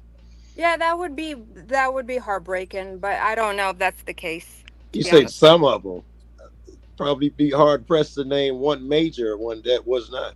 You might not want to do too much research into ISIS and Al Qaeda and all those groups then, because you CIA trained, CIA backed, American supported, American funded. I'm going to venture to guess that Izzy knows about Al Qaeda. I'm sorry. I know. Too well, unfortunately. So getting back to the world police, Izzy, wouldn't you agree that there's a lot of innocent people dying in North Korea as we speak? There are innocent people dying everywhere as we speak. So why shouldn't we invade North Korea and replace their regime? Yeah, would you go to that war too? You should ask the government. I mean, the government, again, it depends on the situation. I wouldn't just sign up and go to any war. You know, well, Izzy, and pardon my interruption, but you make a very important question or a statement there. You said you should ask the government. According to the Constitution, we the people, in order to form a more perfect union, are the government. We're asking the question of why were we going to these damn wars? And a lot of us are veterans, kind of scratching our head, going, how did this benefit America? And why not Africa, where there was, Congolese, the rape capital of, the grape capital of the world was going on. Why don't we intercede in some of these other places that doesn't directly benefit our allies? Mm-hmm. I think you're muted, Izzy. Oh, I am? No, you're good. So I want to interject here real quick. I'll tell you my thoughts on this. And either people will love it or hate it. Probably hate it, but that's okay. So the way I look at it is most of the wars, maybe all, certainly in my lifetime, have been for reasons that are not quite as noble as our government has given us the illusion of. That's how I would frame it. Mm-hmm. And what I believe is that most veterans, rightfully so, in a sense, have an ego attachment to their service. And even when faced with the truth of research, digging into the facts, like, did our government lie about WMDs? Did we actually train the Taliban? Does it make sense that 20 years later we leave all this ammunition and, equipment for them after our government comes out and says that they are now stronger than ever? Well, what the fuck did my dead brothers die for? If they're stronger than ever, what the fuck were we doing? Are we that's one question I would have. I think the first issue is the last time we declared war was in World War II against Romania. We haven't declared a war since then. Is the biggest problem. I thought you liked the Constitution, Chuck. Doesn't the Constitution I do, but we're talking abuse of the Constitution. Oh, so now you can't trust the government now.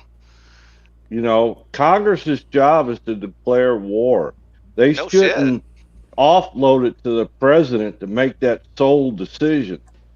Isn't it also their job to make laws? I got pulled out of my car and they told me it was a law, Mims versus somebody, Pennsylvania. I don't remember that going through Congress and being voted on. Isn't that shit unconstitutional? It went to the Supreme Court, so it must be. Joe, which part of "we're from the government, we're here to help" do you not understand? I know. And that was Reagan, right? Was that Reagan said those words?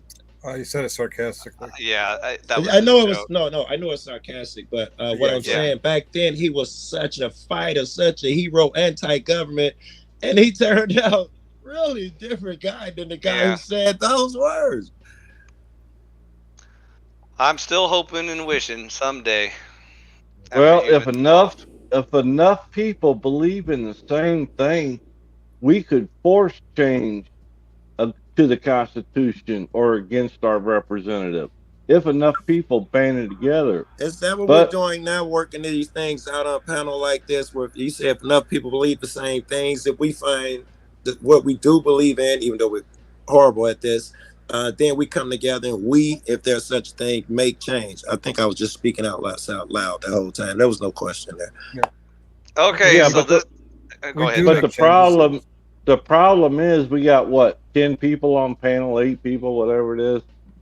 8 people by themselves are not going to make change. And just like we saw at the beginning of the show, I think I5 pointed out, we're busy arguing about tickety top instead of coming together for the greater good.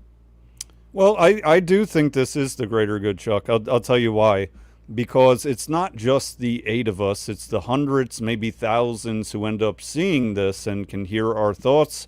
And maybe it is a catalyst for somebody or someone's to think a little bit differently than they have been previously in a good, beneficial way to themselves and society. Now, you could argue, well, what good is that? But I do think that the more that we do good things or speak truth or at least formulate our opinions honestly, the better off that we are, even if it only does affect a few people. It's better than none. It's better than a lot of the negativity going on in society. And when I say negativity, I mean the lies that are constantly perpetuated through social media. Don't need to really get into them, but they're lies that I think most people who are not drugged up can clearly see. This is not the case. Diet Pepsi and cigarettes are not the best diet. TikTok is not the way to raise your kids, et cetera, et cetera. You don't have as many options as you think you have. What was put in front of you as what you think is choice probably is not. I would opine that, the 8 of us are not going to change the world by having this panel today. What we might do is get a better understanding of the viewpoints of others. Sure. There's not much hope in understanding I-Fi, but it's not for everyone. I think, and in fact, there's a few of us on here that have been very directly opposing each other, but there are points of view that we might better understand. I've been very adamant and vehement opposing generally specific a lot lately, but he said something today that I can respect. I would support a war, support fighting in Ukraine to stop Russia's advance. I understand there are a lot of veterans who wouldn't, because they've done something I've never done. I've never fought in combat. I've trained for it, but I've never done it.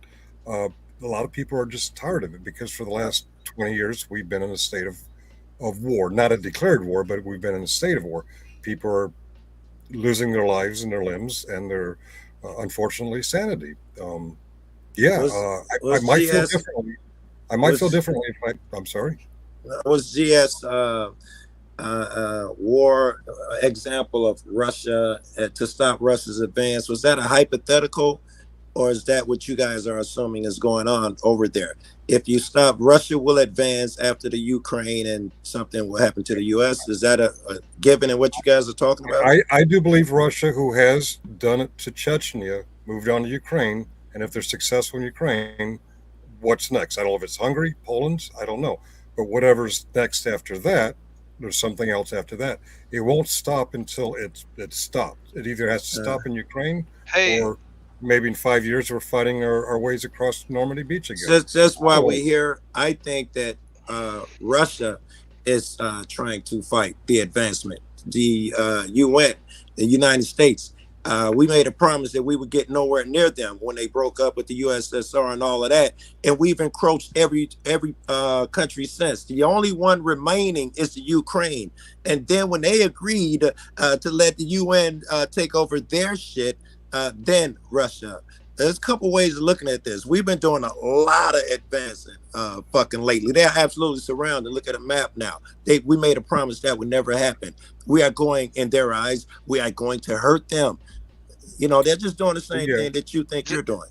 Joe Cool makes an excellent point. Can I follow up on that for a second?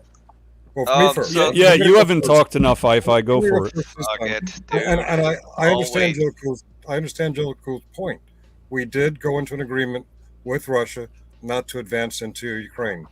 They breached it when they took Crimea. Crimea, up until a few years ago, was part of Ukraine. Now it's part of Russia. Where does it stop? Slippery slope. I'll tell you where it stops. I wish I had done this on my channel so Base would quit bitching so much and let me talk. Yeah. You wish you were as cool as me. I get it. I know. One day when I grow up. So Joel actually brought up a very important point, which I did want to bring up while y'all were talking about, where the line is drawn.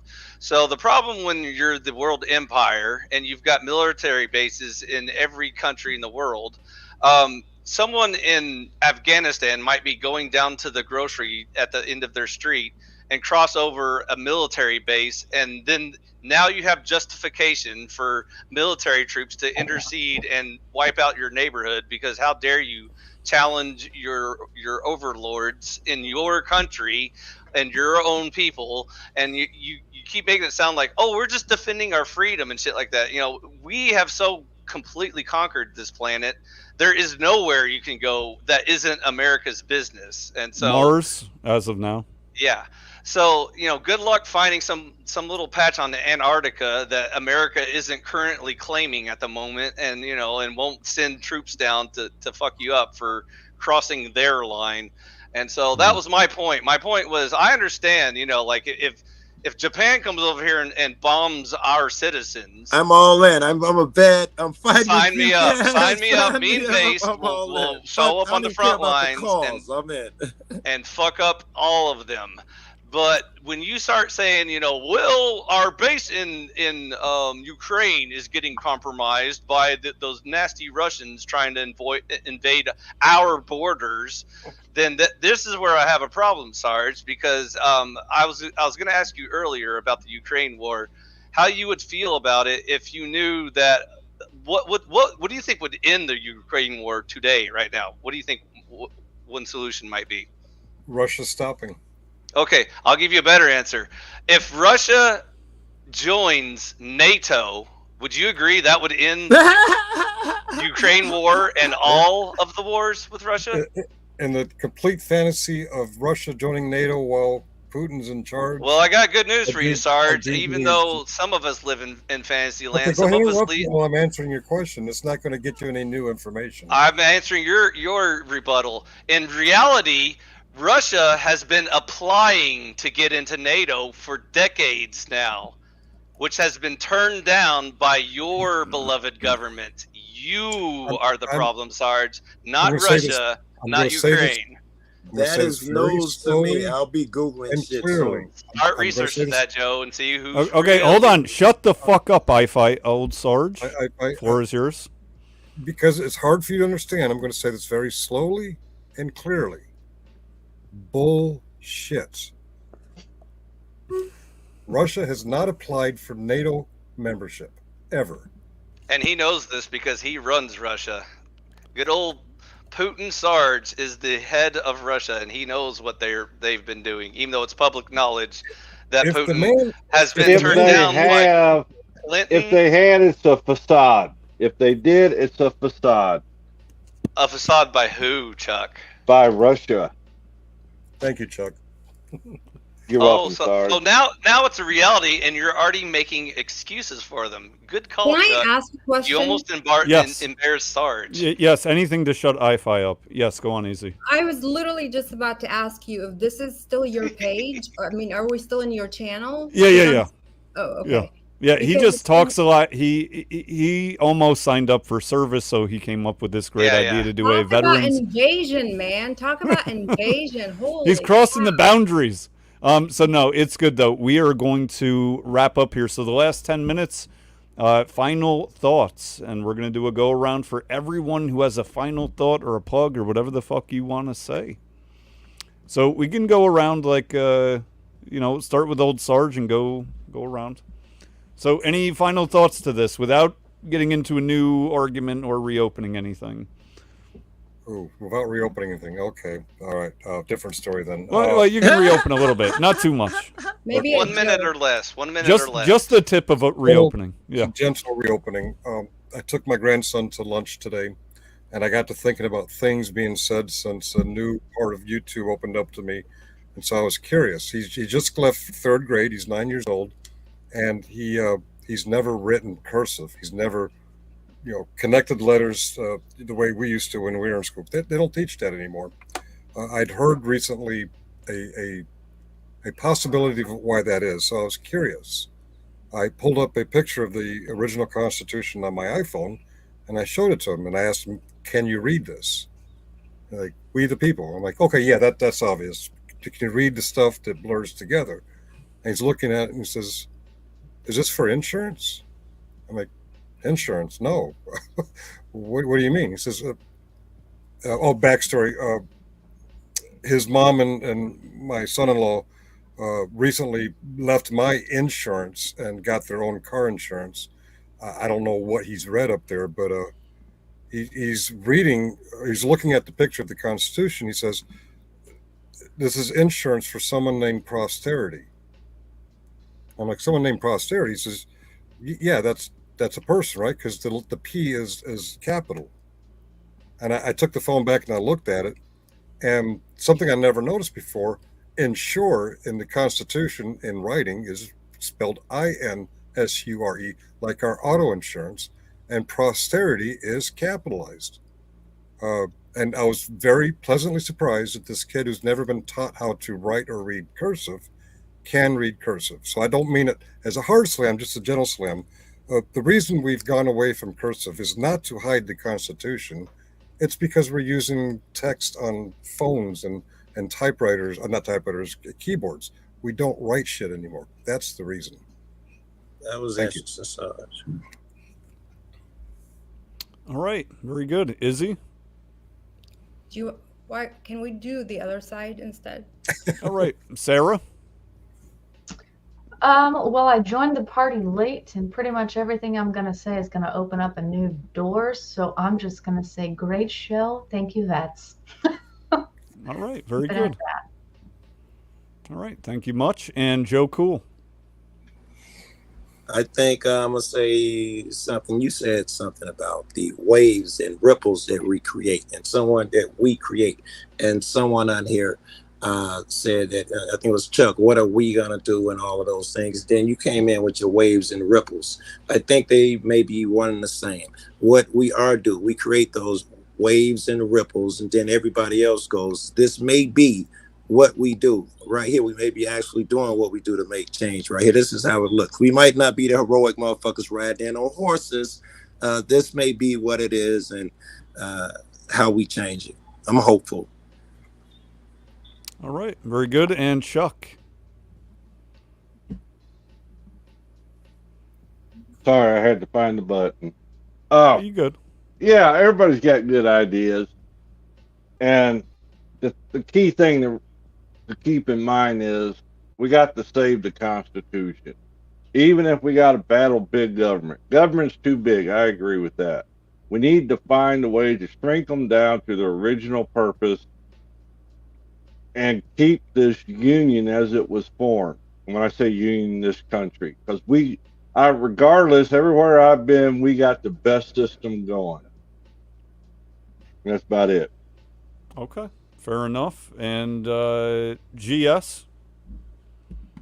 Yeah, thanks for the opportunity on the panel. It was good to be able to talk to Sergeant Finkel and Izzy without anyone being rude to each other, and that was a nice change of pace, and I appreciated it. So when we talk about hegemony, it is clear that there seems to be a shifting in the hegemony of the United States of America's power and how it exerts it over the world. I mentioned before BRICS, which is Brazil, Russia, India, China, and Korea, as in North Korea. There is a new hegemony being put into place. It feels like the hand of the protection of those that are in positions of power and control are removing their hand off of the West, i.e. Europe and America, and they're putting it on a new winner.